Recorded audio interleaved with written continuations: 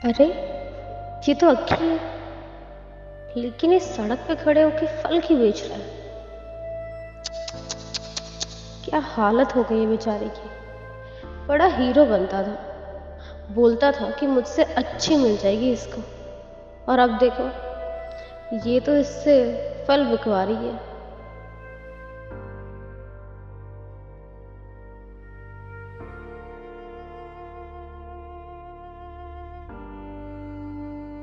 ये तरबूज कैसे दिए भैया?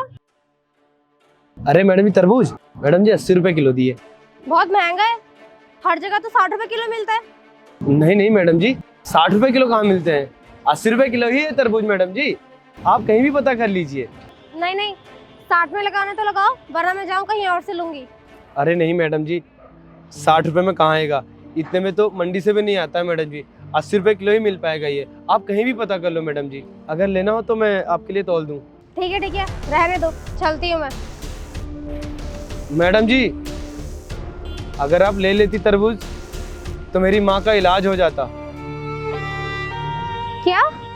हाँ मैडम जी, मेरी माँ को कैंसर की बीमारी है, जिसकी वजह से मैं दिन भर काम करता हूँ और शाम को उनके इलाज के लिए पैसे इकट्ठे करता हूँ।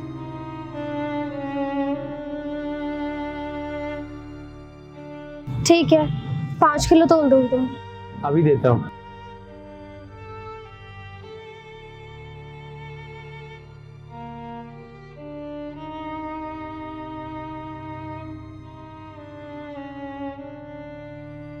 ये लो। मैडम जी ये तो 500 रुपए हैं, 500 रुपए का खुला नहीं है मेरे पास। कोई बात नहीं, रख लो। वैसे तुम्हारी बीवी तुम्हारी माँ का ख्याल नहीं रखती क्या? नहीं मैडम जी, ऐसी बात नहीं है। 3 साल पहले मेरा तलाक हो गया था और उसके बाद मैंने शादी नहीं की। मेरी जो बीवी थी उसको कुछ मिसअंडरस्टैंडिंग हो गई थी, उसकी वजह से वो मुझे छोड़कर चली गई। उसके बाद से फिर मैं अपना धंधा और अपनी माँ, बस इन्हीं दोनों चीज़ों में डूबा रहा। मुझे लगता है कि तुम्हें तुम्हारी वाइफ डिजर्व ही नहीं करती। तुम इतने पढ़े लिखे, वेल एजुकेटेड। नहीं मैडम जी, मेरी बीवी में कोई गलती नहीं थी, गलती तो मुझ में थी। शायद मैं उसे समझ नहीं पाया या वो मुझे नहीं समझ पाई, या यूँ कह लें कि उसको कुछ मुझसे मिसअंडरस्टैंडिंग हो गई थी, जिसकी वजह से वो मुझे छोड़कर चली गई। काश आज वो अगर मुझे मिलती तो मैं उससे बता पाता कि मैं उसे कितना प्यार करता हूँ और उसके बिना मेरी दुनिया अधूरी है।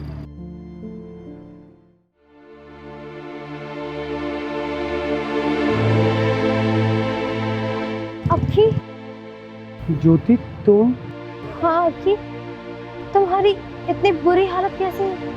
ज्योति वो तुम्हारे जाने के बाद माँ को कैंसर हो गया और फिर मैं टूट गया। फिर उनका इलाज, उनका ध्यान, अस्पताल, इन्हीं सब चीज़ों के चक्कर लगते रहे और इस हालत पे आकर खड़ा हो गया, मुझे पता ही नहीं चला ज्योति। अच्छा,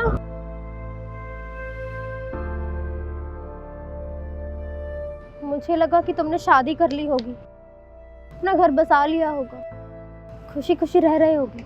तुम्हारे जाने के बाद मैंने तुम्हें बहुत मिस किया और देखो तुम्हारे जाने के बाद मेरी किस्मत भी खराब हो गई।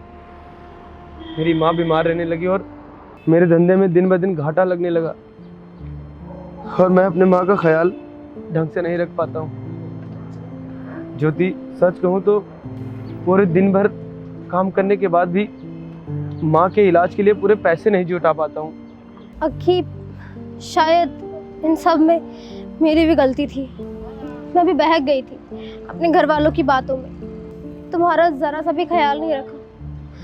I'm सॉरी अक्की, मुझे माफ कर दो। अरे नहीं नहीं ज्योति, प्लीज तुम हाथ मत जोड़ो, गलती तो इंसान से ही होती है ना।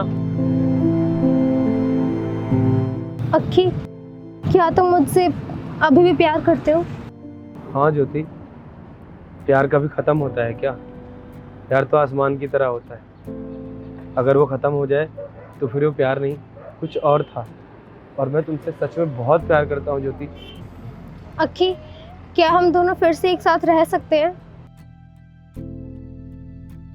हाँ ज्योति, क्यों नहीं। अगर हम दोनों को अपनी गलती का एहसास है तो हम क्यों नहीं साथ में रह सकते हैं। फिर से हमारे घर में खुशियाँ आएंगी और हम बहुत खुश रहेंगे साथ में।